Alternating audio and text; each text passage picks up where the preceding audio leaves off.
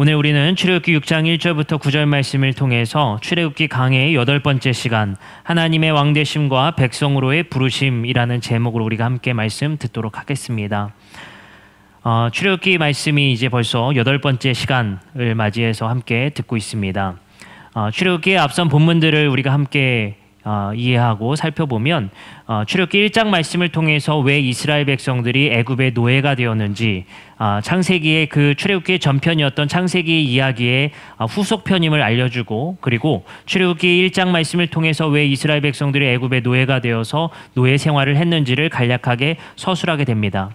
그리고 2장 말씀은 모세의 출생 이야기가 등장하게 됩니다. 그리고 모세는 왕자의 생활 속에서 겪었던 정체성의 혼란과 그리고 애굽인이었던 그 노예들을 관리했었던 그 감독관을 죽임을 통해서 자신의 정체성이 히브리 사람임을 분명하게 나타내고 싶었지만 히브리 사람에게도 거절당하고 그리고 애굽 사람에게도 쫓기는 신세가 되었던 모세의 이야기를 담고 있습니다. 그래서 모세는 미디안으로 도망쳐 미디안 땅에서 그리고 그 광야 땅에서 쓸쓸하게 살아가게 됩니다. 3장에서는 그러한 모든 힘이 빠진 모세를 부르시는 하나님의 이야기가 등장하게 됩니다. 떨기나무에서 모세를 부르시고 그 모세에게 중요한 소명과 사명을 주시는 이야기입니다. 그곳에서 하나님은 자신을 스스로 있는 자이다 라고 모세에게 소개하시고, 모세 너가 중요한 것이 아니라 너에게 준 사명을 이루실 분은 하나님임을 가르치는 장이 바로 3장의 이야기입니다. 그러나 모세는 그러한 하나님을 완벽하게 믿지 못해서 4장의 하나님은 그에게 3가지 기적을 보여주십니다. 지팡이가 뱀으로 변하고 손에 피부병이 나았다가 다시 피부병이 생기고 다시 나은 그러한 이야기와, 그리고 나일강의 물이 피로 변하는 아주 작은 체험이지만 그 기적을 보여주심을 통해서 모세는 하나님을 믿고 자신감을 얻게 됩니다. 그리고 우리는 저번 주에 5장 말씀을 통해서 자신감 넘쳤던 그 모세가 바로와 직면하는 이야기를 만나게 됩니다. 안타깝게도 모세는 하나님의 명령대로 장로들과 함께하지 않고 아론을 데리고 바로 앞에 서게 됩니다. 그리고 그의 외교 정책은 완전히 실패하게 됩니다. 하나님의 말씀을 그대로 전하는 전달자임에 분명한 모세는 그 전달자의 역할을 바르게 하지 못하고 자신의 자신감이 넘치는 그 입으로 바로와 만나게 됩니다.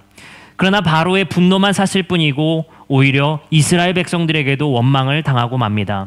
그러한 모세는 하나님께서 함께 하시겠다는 그 약속의 하나님은 온데간데 없고 5장의 말씀 속에서는 하나님이 단 한 번도 등장하지 않습니다.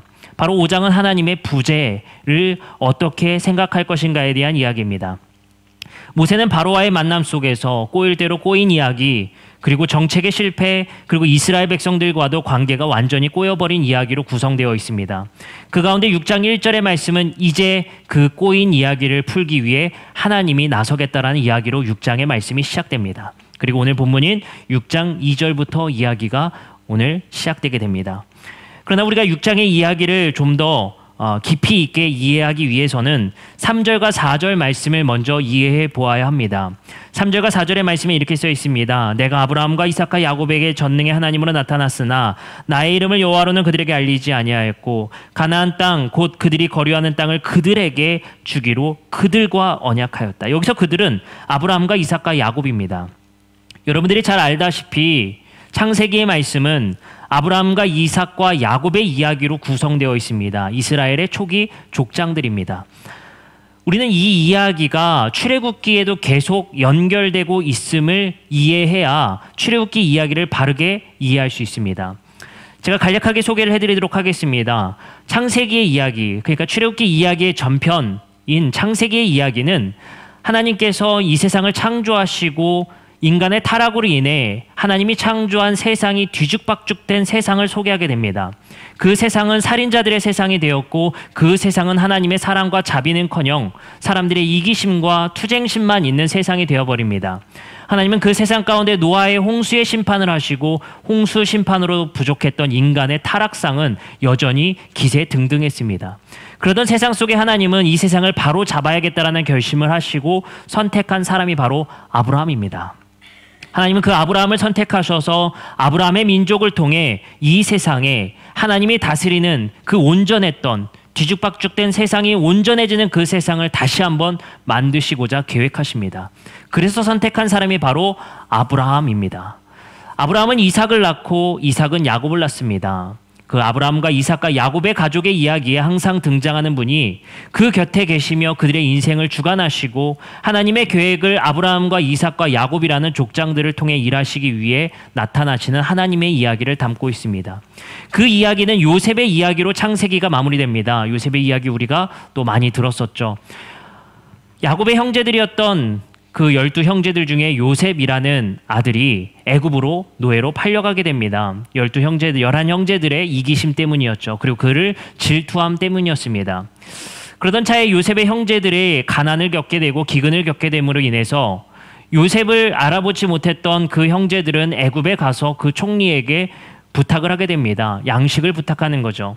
그러나 요셉은 바로 형제들을 알아보았고 그 형제들을 용서함을 통해서 이스라엘 백성들이 애굽에서 살게 되는 이야기가 진행되게 됩니다. 마치 이 이야기의 끝은 해피엔딩으로 끝날 것 같이 창세기 이야기가 끝납니다. 하지만 출애굽기 1장에서는 급반전이 일어납니다. 그들이 노예가 되었다는 사실을 알게 됩니다. 왜 그들은 노예가 되었느냐? 우리는 알다시피 창세기의 후반부에서는 요셉의 가족들이 가장 좋은 땅 그리고 좋은 것들을 얻어서 혜택을 받게 됩니다. 오히려 애굽 사람들이 기근 속에서 고통받아 할 때 요셉이라는 든든한 백에 의해서 그곳에서 혜택을 받고 좋은 땅을 얻어 그곳에서 꽤 잘 살게 됩니다. 그들은 400년간 꽤 혜택을 받았으며 그곳에서 미래를 대비하지 못했던 것 같습니다. 그리고 그들에게 주실 하나님이 주신 땅이었던 가나안 땅에 전혀 그리워하지도 않습니다. 그곳에서 정체되었던 이스라엘 백성들은 출애굽기 이야기 1장을 통해서 그들은 애굽의 노예가 되었다라는 사실로 시작되게 됩니다. 그리고 오늘 우리는 6장의 말씀을 배우게 되는데 바로 하나님께서 6장 말씀을 통해 이스라엘 백성들, 다시 말해 아브라함과 이삭과 야곱을 왜 선택했으며 그리고 너희들을 왜 구원하는지를 이야기하고 있습니다. 사실 오늘 본문은 기독교의 근간이 되는 여러 질문들 중에 가장 중요한 질문을 담고 있습니다. 그리고 출애굽기 이야기의 가장 중요한 핵심적인 주제를 오늘 담고 있습니다. 바로 6장 7절입니다. 우리 함께 읽어보겠습니다. 시작. 너희를 내 백성으로 삼고 나는 너희의 하나님이 되리니 나는 애굽 사람의 무거운 짐 밑에서 너희를 빼낸 너희의 하나님 여호와인 줄 너희가 알지라. 자, 하나님께서 이스라엘 백성들의 노예된 그 이스라엘 백성들을 거기서 구원하시는 이야기, 애굽에서 탈출시키는 이야기의 핵심. 왜 하나님은 그들을 탈출시키느냐? 그 핵심의 본질에는 너희를 내 백성으로 삼기 위함이라고 말씀하고 계십니다. 그리고 나는 너희의 하나님이 되기 위함이다 라고 말씀하십니다. 다시 말해서 뒤죽박죽된 세상을 온전하게 만들기 위한 새로운 나라, 뒤죽박죽된 세상과 경쟁하는 새로운 하나님이 다스리는 나라를 만드시기 위해서 하나님께서 선택했던 이스라엘 백성들, 그들을 파로의 지배에서 건져내어 다시 하나님의 백성 삼는 이야기가 바로 출애굽기의 이야기입니다. 우리는 출애굽기 이야기 속에서 이스라엘 백성들이 단순히 불쌍해서가 아니라 아브라함과 이삭과 야곱에게 약속했던 바, 다시 말해 세상을 아브라함과 이삭과 야곱의 민족을 통해 바로잡겠다는 그 약속을 이제 실행하시겠다는 하나님의 말씀입니다. 그 실행은 바로 하나님이 다스리는 나라를 이 땅에 세우시겠다는 것입니다. 그러면 이제 이스라엘 백성들은 하나님이 다스리는 나라의 1호 백성들이 되게 됩니다. 그래서 그들을 구원하시는 이야기가 바로 출애굽기 이야기의 핵심입니다. 하나님은 그래서 이스라엘 백성들을 드디어 구원하시기 위해서 모세를 선택하시고 이스라엘 백성들을 이제 부르시기 위해 바로와 경쟁하기 시작합니다. 우리가 성경을 읽다 보면 분명하게 알아야 될 것이 있습니다. 무엇을 알아야 되냐면요, 성경은 하나님이 다스리는 나라와 항상 경쟁하는 나라가 등장합니다. 에덴에서는 어땠을까요? 에덴에서 하나님이 다스리는 에덴 동산과 경쟁하는 뱀이 지배하는 나라와 충돌하게 됩니다. 그리고 이 출애굽의 이야기에서는 어땠을까요? 파라오가 지배하는 나라와 하나님이 다스리는 나라와 경쟁하며 충돌합니다. 가나안 땅에 도착한 이스라엘이 하나님이 다스리는 이스라엘 나라와는 어떤 나라가 경쟁할까요? 바로 그 주변 국가들과 바벨론과 페르시아가 경쟁하게 됩니다. 신약 성경에는 다를까요? 바로 하나님이 다스리는 나라와 로마와 경쟁하게 됩니다. 이렇듯이 성경에서는 항상 하나님이 다스리는 나라와 그리고 세상의 황제들이 다스리는 제국과 충돌하는 이야기로 구성되어 있습니다. 그래서 하나님은 제국 속에서 노예가 돼버린 이스라엘 백성들을 건져내셔서 하나님이 다스리는 새로운 규칙과 규범과 제도가 있는 새로운 나라로 그들을 인도하시는 이야기입니다. 그리고 그들에게 새로운 제도와 규범을 주시는 이야기가 바로 다음 책인 레위기에 등장하게 되는 것입니다. 그런데 놀랍게도 이스라엘 백성들을 지옥과 같았던 노예 제도에서 건져내셔서 노예 제도라는 그 제도로 점철되는 파라오가 다스리는 그 피라미드와 같은 구조의 나라에서 하나님이 그들을 건져내시겠다라고 말씀하시게 됩니다. 그리고 그것을 모세에게 이스라엘 백성들에게 전달하라고 합니다. 그러나 그 이야기를 들었던 이스라엘 백성들의 반응은 이러했습니다. 6장 9절입니다. 모세가 이와 같이 이스라엘 자손에게 전하나, 다시 말해서 너희들을 파라오의 집에서 건져내어 하나님이 다스리는 나라로 가자라고 전했으나 그들이 마음의 상함과 가혹한 노역으로 말미암아 모세의 말을 듣지 아니하였더라. 이스라엘 백성들은 안타깝게도 그 제안을 거절합니다. 오늘 본문 말씀에서 우리가 집중해서 보고자 하는 말씀이 바로 이것입니다. 하나님이 다스리는 나라로의 초대로의 거부는 마음의 상함과 가혹한 노역에 있다는 것입니다. 오늘 우리는 이 본문 속에서 주어진 두 가지의 이유, 마음의 상함, 가혹한 노동에 대해서 함께 살펴보고자 합니다. 놀랍게도 이스라엘 백성들은 이제 모세의 말을 더 이상 믿지 않습니다. 처음에는 3장과 4장의 말씀에서는 분명히 3장 말씀에서는 모세의 말을 들었던 이스라엘 백성들은 하나님을 경배하고 그들을 믿게 됩니다. 그러나 5장의 실패를 경험했던 이스라엘 백성들은 더 이상 하나님이 아닌 파라오의 지배를 믿게 됩니다. 믿을 수가 없는 것이죠. 모세가 파라오 앞에 섰다가 자신들의 노동만 더 고통스러워졌으니 저 리더를 믿을 수가 없었던 것입니다. 그리고 자신 앞에 나타났다고 이야기했었던 소개했던 그 여호와 하나님, 자신들의 조상의 하나님이라고 소개했던 그 조상의 하나님, 보이지도 않고 나타나지도 않는 그 하나님, 과거서 400년 전에 있었는지 모르겠지만 지금 우리 앞에 나타나지 않는 그 하나님, 우리가 믿을 수 없다는 것입니다. 그들은 단단히 화가 났고 단단히 마음이 상한 것 같습니다. 그 마음의 상함은 바로 가혹한 노동이 그들에게 주어진 이야기였기 때문입니다. 아마 자신들은 믿었을 겁니다. 그 조상의 하나님을 믿고 따르기만 하면 축복이 이루어지겠지. 그러나 그것이 아니라 더 가혹한 노역이 그들에게 주어진 것입니다. 이러한 신을 믿을 수 있겠습니까? 이러한 신을 어딜 믿고 따라갈 수 있겠습니까? 모세는 답답했는지 모르겠습니다. 아니, 바로 앞에 가 있을 때는 나타나지도 않더니 또 바로 앞에서 나와서 있는 대로 망신을 당하고 나서는 나타나가지고 또 말하라고? 이거 되겠습니까? 모세도 정말 답답했을 겁니다. 근데 놀랍게도 이스라엘 백성들의 거절했었던 마음의 상함과 가혹한 노역이라는 두 가지의 주제는 바로의 전략이었습니다. 출애굽기 5장 8절부터 9절의 말씀에 바로의 전략은 이랬습니다. 또 그들이 전에 만든 벽돌의 수여대로 그들에게 만들게 하고 감하지 말라. 그들이 게으름으로 소리질러 이르기를 우리가 가서 우리 하나님께 제사 드리자 하나니 그 사람들의 노동을 무겁게 함으로 수고롭게 하여 그들로 거짓말을 듣지 않게 하라. 이것이 바로 하나님 나라와 충돌하는 세상의 제국의 가치이자 전략입니다.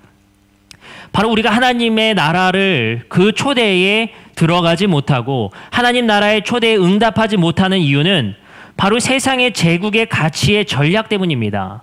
바로 게으름을 강요하고 그리고 게으름 속에서 일어나는 고된 노동 때문이다라고 말하는 겁니다. 바로 하나님이 다스리는 나라와 경쟁하는 모델들의 중요한 가치는 바쁘게 만드는 것입니다. 바쁨을 통해 하나님을 생각하지 못하게 하고 제사는 사치다, 예배는 사치다, 주일에 저렇게 모이는 것은 사치다 라는 가치를 심어주는 것이 바로 하나님이 다스리는 나라와 경쟁하는 모델들의 가치입니다. 놀랍게도 제국을 유지하는 가장 중요한 원리는 사상입니다. 그리고 철학입니다.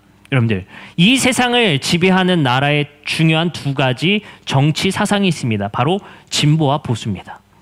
여러분들은 진보입니까? 보수입니까? 이것을 묻는 자리는 아니겠죠. 괜히 싸움만 날 것 같습니다. 우리는 서초동에 모일 겁니까? 광화문에 모일 겁니까? 이것도 여기서 할 질문은 아닐 것 같습니다. 괜히 싸울 것 같습니다.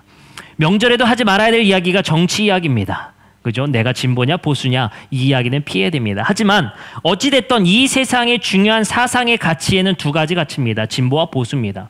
제 생각은 중도는 어렵습니다. 어찌됐든 진보에 가깝냐 보수에 가깝냐기 때문에 진보와 보수라는 두 가지 중요한 정치 사상이 우리 곁에 있습니다. 보통 진보는 증세를 주장하고 포용을 주장하고 분배를 강조합니다. 그러다 보니까 개인보다 사회를 더 중요시 여기는 경향이 있습니다. 보수는 개인의 자유를 보장하고 경쟁을 보장하고 그리고 성장을 중요시합니다. 그래서 사회보다는 개인을 중요시합니다. 자신이 짜놓은 자신의 인생 속에서 살아온 그 프레임 속에서 내가 어떤 삶을 살았느냐에 따라서 두 가지의 가치에 우리는 치우치게 됩니다. 분배냐, 성장이냐. 그래서 우리는 두 가지 가치 중에 한 가지를 선택해서 그 프레임 속에서 세상을 바라봅니다. 아무래도 짓눌리고 어렵고 세상의 가난 속에서 살았다면 이 세상이 왜 이렇게 됐지? 분배를 좀 해야 될 것 같아. 왜 잘 사는 사람만 잘 살지? 라는 프레임이 나에게 갖춰져 있다면 더 진보를 응원할 것이고, 아무래도 이 경제의 성장 속에서 혜택을 받았다면 그 경쟁과 그 성장을 좀 더 지지하는 프레임이 나에게 생겼기 때문에 세상을 그렇게 바라볼 가능성이 많습니다. 그러면 여러분들에게 제가 질문하는 것이 있습니다. 이 세상은 가난한 사람이 많습니까? 부자가 많습니까? 아무래도 가난한 사람이 많습니다. 부자보다는 가난한 사람이 대한민국에 다수가 있습니다. 근데 놀랍게도 가난한 사람은 진보와 보수 중에 어느 것을 지지해야겠냐 생각하면 상식적으로는 진보를 지지해야 됩니다. 왜냐? 당연히 포용과 분배 그리고 부자들의 증세를 주장하기 때문입니다. 그러나 놀랍게도 가난한 사람들은 진보를 많이 지지하지 않다고 합니다. 그 이유들을 생각해 봤습니다. 그리고 제가 여러 가지 책들을 통해서 몇 가지 살펴본 것이 있습니다.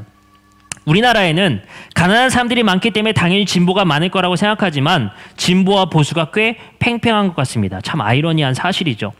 근데 이러한 질문에 대해서 베블런이라는 경제학자는 다음과 같은 이유를 말하게 됩니다. 왜 가난한 사람들이 분배와 포용과 그리고 그러한 진보의 가치를 품지 못하는가라는 것입니다. 그는 이렇게 말합니다. 당장의 일상과 생존만으로 벅찬 사람들은 이러한 생각을 할 겨를이 없다라는 겁니다. 바로 현실이라는 문제 때문입니다. 일상의 생존에 모든 에너지를 쏟아 부어야만 하는 현실 때문에 그러한 것을 생각할 겨를이 없다는 겁니다. 여기서 중요한 것은 현실에 대한 생각입니다. 너무나도 바쁜 나머지 현실에 대한 생각을 못한다는 겁니다. 파라오는 바로 오늘 애굽의 황제였던 바로는 현실에 대한 생각을 못하게 하는 가혹한 노동을 시키는 것입니다. 자신을 돌아볼 겨를이 없고 예배는 사치이며 이웃을 돌아보는 것은 여유 있는 자가 할 일이라고 생각하는 바쁜 현실을 이스라엘 백성들에게 주어지게 했다는 것입니다. 아주 기가 막힌 전략입니다. 그 전략 속에서 살아가는 사람들은 하나님을 돌아볼 겨를이 없습니다. 자신이 누구인가, 내 인생의 목적이 무엇인가 생각해 볼 겨를이 없습니다. 예배는 사치이며 이웃을 돌아보는 것은 여유 있는 자만이 할 일이라고 생각하게 만듭니다. 이스라엘 민족에게는 이러한 생각은 사치였습니다. 그 파라오의 고된 노동 때문에 하나님을 믿는다는 것, 예배한다는 것은 사치로 여겨졌을 것 같습니다. 고단한 현실 유지가 그들에겐 가장 절실했던 현실입니다. 우리도 마찬가지 아닙니까? 우리의 일상과 생존만으로 벅찬 이러한 일상 때문에 생각할 겨를이 없습니다. 내가 왜 이런 삶을 살아야 되지? 지금의 세상이 바르게 가고 있는 것인가? 지금 세상은 정의로운가? 라는 생각을 할 겨를이 없습니다. 그것을 사치로 여기는 만큼 바쁜 현실 때문입니다. 놀랍게도 신약에서 하나님 나라의 초대를 거절한 사람들의 특징들이 나옵니다. 누가복음 14장 16절에서 20절에 이렇게 말합니다. 이르시되 어떤 사람이 큰 잔치를 베풀고 많은 사람을 청합니다. 이것은 큰 잔치라는 비유입니다. 이 큰 잔치는 하나님 나라의 비유의 중요한 비유인데 이 큰 잔치의 초대는 하나님이 다스리는 나라로의 초청장을 발부된 이야기입니다. 그 잔치에 초청을 하는데 잔치할 시각에 그 청하였던 자들에게 종을 보내어 이르되 오소서 모든 것이 준비되어 있나 하매 다 일치하게 사양합니다. 그 사양한 이유가 이렇게 열거됩니다. 한 사람은 이르되 나는 밭을 샀음에 아무래도 나가보아야 하겠으니 청하건대 나를 양해하도록 하라 하고, 또 한 사람은 이르되 나는 소 5겨리를 샀음에 시험하러 가니 청하건대 나를 양해하도록 하고, 또 한 사람은 이르되 나는 장가 들었으니 그러므로 가지 못하겠노라 하는지라. 참 바쁩니다. 그 잔치에 갈 시간 생각할 겨를 없이, 그 잔치가 무슨 잔치인지 생각할 겨를 없이 참 바쁩니다. 마태복음 22장 2절부터 6절의 말씀에는 그 중요한 잔치의 비유의 두 번째 버전이 있습니다. 천국은 마치 자기 아들을 위하여, 여기 완전히 천국이라고 소개를 합니다. 하나님이 다스리는 나라, 마치 아들을 위하여 혼인잔치를 베푼 어떤 임금의 이야기와 같다. 그 종들을 보내어 그 청한 사람들을 혼인잔치에 오라 하였더니 오기를 싫어합니다. 다시 다른 종들을 보내어 이르되 청한 사람들에게 이르기를 내가 오찬을 준비하되 나의 소와 살진 짐승들을 잡고 모든 것을 갖추었으니 혼인잔치에 오소서 하라 하였더니 그들이 돌아보지도 않고 한 사람은 자기 밭으로 한 사람은 자기 사업하러 가고 무슨 사업인지 모르겠습니다. 어찌됐든 바쁩니다.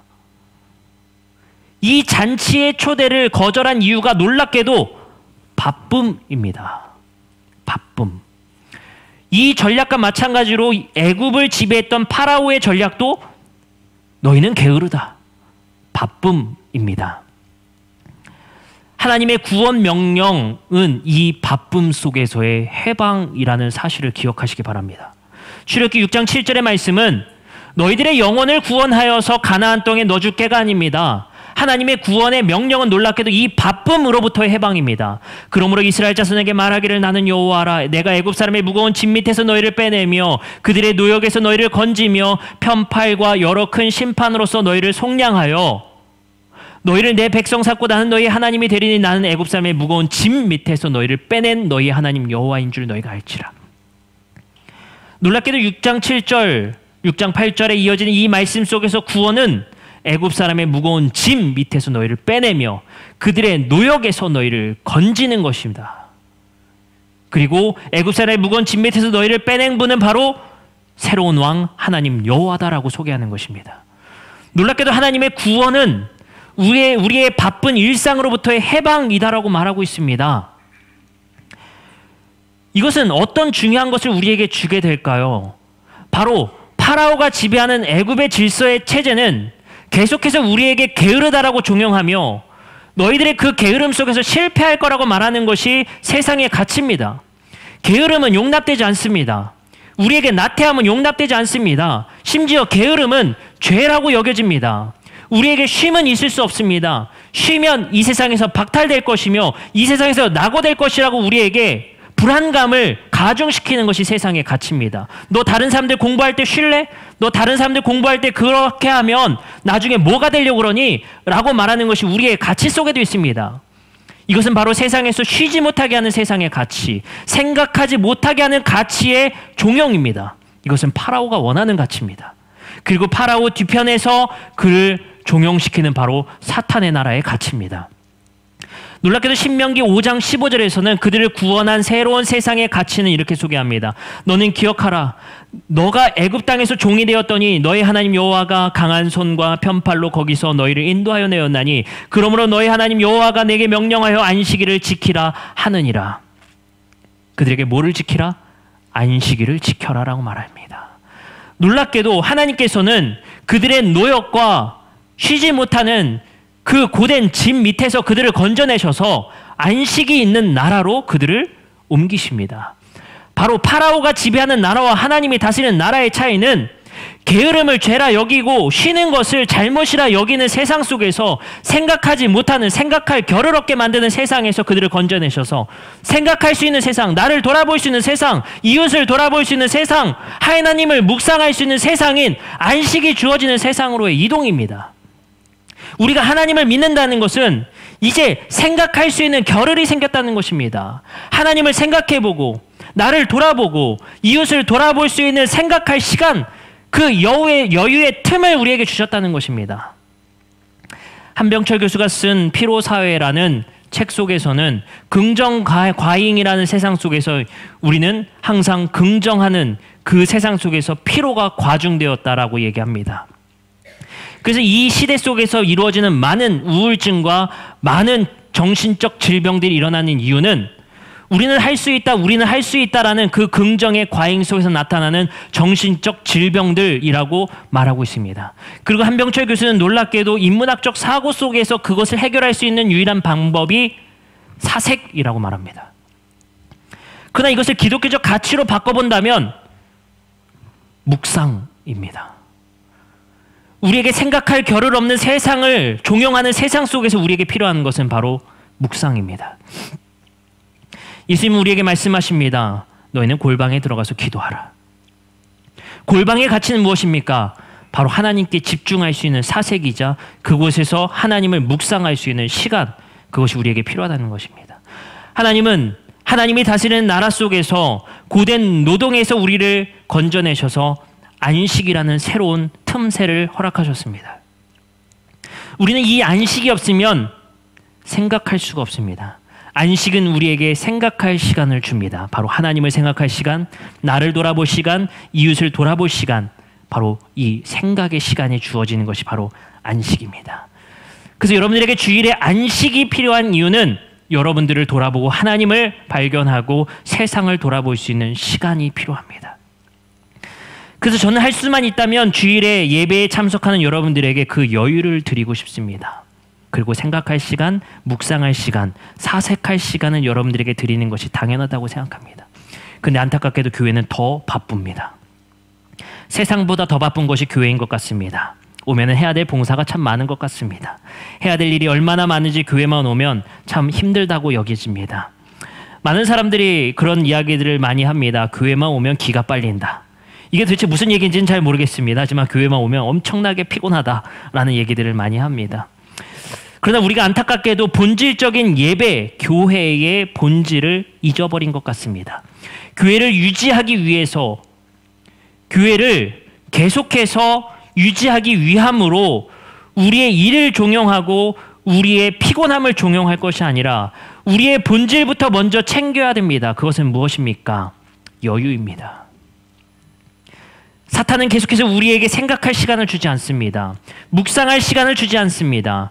하나님을 우리가 발견할 시간, 나를 돌아볼 시간, 세상을 돌아볼 시간을 주지 않습니다.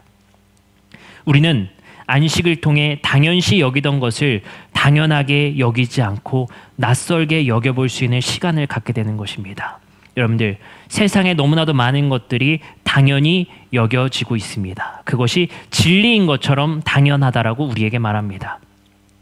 당연히 우리는 지배하고 있는 지배를 그리고 가치를 당연시 여기는 것이 아니라 하나님이 다스리는 나라의 가치를 바라보는 것, 지금의 세상이 잘못되었다는 것을 민감하게 느끼고 생각하는 것이 바로 주일의 예배의 시간입니다. 그래서 이 설교를 들으면 들을수록, 하나님의 말씀을 들으면 들을수록 우리는 낯설음에 부딪히게 됩니다. 그 낯설음 속에서 우리는 새로운 것을 발견하게 되고 우리가 지금까지 살아가고 있던 발견하지 못하는 것을 발견하는 시간이 되어야 할 줄 믿습니다. 여러분들, 다시 한번 여러분들에게 강조드리지만 사탄의 전략은 생각하지 못하게 하는 것입니다. 그것을 고된 노동, 바쁨, 그리고 게으름이라는 종용을 통해서 우리에게 생각하지 못하게 한다는 것입니다.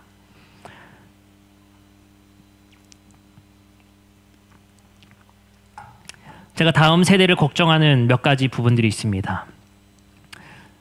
다음 세대에는 많은 뉴스들을 접해서 알다시피 2025년, 2026년이 지나가면 이제 AI 시대와 가상현실의 시대를 살아가게 됩니다. 그것이 우리나라의 아주 중요한 가치혁명이라고 이야기를 하고 있고 산업혁명이라고 이야기를 하고 있습니다. 이것이 이제 우리 아이들이 살아가야 될 세상일 것 같습니다. 아마도 이러한 세상에 적응하는 자는 살아남을 것이고 적응하지 못하는 자는 도태될 것 같습니다. 그래서 많은 부모님들이 이러한 현대 문명의 발전 속에서 그것에 적응하기 위해서 지금 많은 교육들을 시키고 있습니다. 놀랍게도 우리가 그때 한번 살펴봤었던 매트릭스라는 영화를 제가 한번 소개해드린 적이 있습니다. 매트릭스라는 가상의 현실 속에서 살아가던 주인공이 그것이 가상현실임을 깨닫게 되는 그 영화가 있습니다. 꽤 과거의 영화였습니다. 놀랍게도 우리는 한번 생각해 봐야 될 것 같습니다. 우리 아이들이 자라나고 경험할 세상은 지금 바라보고 경험하고 체험하는 세상보다 가상의 현실의 시간이 더 많을지도 모릅니다. TV라는 미디어의 매체 속의 가상의 현실, 그리고 안경으로 쓰고 보는 가상의 현실의 시간이 우리가 체험하고 경험하는 세상의 시간보다 더 많은 시간이 할애될지도 모릅니다. 그리고 우리 아이들은 점점 더 분별력을 잃어갈지도 모르겠습니다. 알고리즘이라는 AI 시대가 그들에게 이루어지면 요즘에도 SNS 같은 것들을 보면 나는 생각만 했는데 이상하게 내가 사고 싶은 것들을 나열해 줍니다.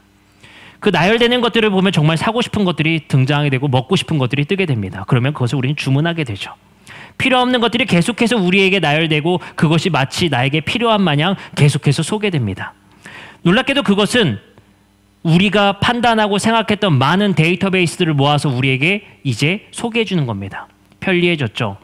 이제 우리는 이것 할까 저것 할까 고민할 것이 없습니다. 내가 싫은 것은 알아서 컴퓨터가 걸러줍니다. 이것이 바로 혁명입니다. 그런 이 시대 속에서 우리 아이들이 자라날 세상에서 과연 싫은 것을 접하지 못할 세대, 나쁜 것을 거절해보지 못하는 세대, 좋은 것만을 나열해서 그것만을 선택을 강요되는 그 세대 속에서 우리 아이들의 분별력은 어디 있겠습니까? 우리 아이들이 생각할 시간이 없을 겁니다. 제 조카를 보니까 정말 바쁘더라고요. 아이가 초등학교를 입학했는데 초등학교 끝나면 태권도 학원, 피아노 학원, 여러 학원들을 거쳐서 밤 늦게 옵니다. 요즘에 아이들이 가방이 아니라 캐리어를 끌고 다니더라고요. 정말 바쁜 것 같습니다. 그러면서 우리는 생각합니다. 이 아이들이 정말 그 시간들 속에서 부모님을 생각하고 가족을 찾을 수 있는 겨를이 있을까? 그 겨를조차 없을 것 같습니다. 너무 바쁩니다. 우리 바쁜 만큼이나 아이들이 바쁜 이유는 우리가 바쁘기 때문에 그 아이들을 우리가 케어할 수 있는 시간이 부족하기 때문에 아이도 바쁘게 만들어버립니다. 같이 바쁘면 나를 찾지 않고 양육자를 찾지 않게 될 것 같습니다. 그래서 우리 아이들에게도 당연히 그 바쁜 것이 당연한 마냥 바쁜 스케줄을 짜줍니다. 학군이 높으면 높을수록 그 바쁨은 가중됩니다. 그 바쁨이 10시, 11시, 새벽에까지 이루어집니다. 물론 국가 정책적으로 이제 시간이 되면 학원 문을 닫아야 된다고 합니다. 그러나 문을 잠그고 셔터문을 내려서 불을 끄고 가르친다고 합니다. 바쁨의 시대, 게으르면 살아남지 못하는 시대, 그러한 시대 속에 살고 있습니다. 이 시대 속에서 하나님이 우리에게 계속해서 두드리시는 것은 바로 안식하라, 그 틈새를 만들어 주라는 겁니다. 여러분들, 쉼은 죄가 아닙니다. 이 세상에 짐을 내려놓고 여유를 갖고 하나님을 묵상하는 것은 죄가 아니라 그것은 하나님이 우리에게 원하시는 바입니다. 말씀을 마치고자 합니다. 여러분들, 파라오가 종용하는 게으름, 그리고 그 게으름 가운데 채찍질하는 가치 속에서 하나님이 다스리는 나라의 중요한 가치는 안식이고, 그 안식 속에서 우리는 하나님을 바라보고 나를 바라보고 이웃을 돌아볼 시간을 갖게 됩니다.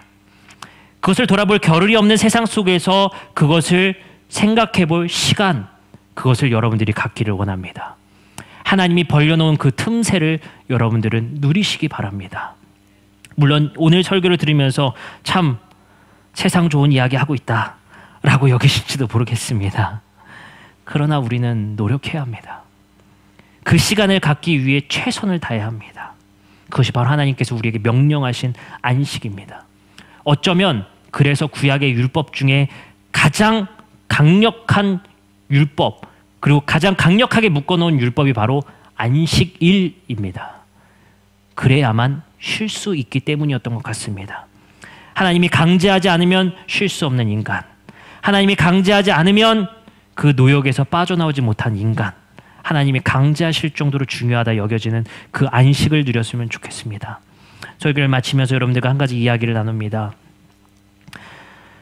얼마 전 아주 유명한 연예인이었던 설리라는 연예인이 자살을 했다는 소식을 접했습니다. 참 충격적이었습니다. 한 주 동안의 그 뉴스를 바라보면서 여러분들은 어떤 생각을 하셨는지 모르겠습니다. 제가 한 영상을 보게 됐습니다. 그 설리라는 연예인이 생전에 했었던 인터뷰의 한 문장입니다. 앞으로 예쁘게 따뜻한 마음으로 지켜봐 주셨으면 좋겠습니다. 사람들은 설리가 하는 행동들을 낯설게 여겼고 이상하게 여겼습니다. 저 이쁘다고 잘난 척하는 거 아니야? 왜 저렇게 속옷을 입지 않고 그것을 나 보이면서 다닐까? 라는 우리의 일상의 패턴과는 너무 다른 행동 양식 때문에 그를 공격했고, 댓글로 그를 살인했고, 그를 저주했고, 그를 희롱했고, 그를 폭력으로 대했습니다.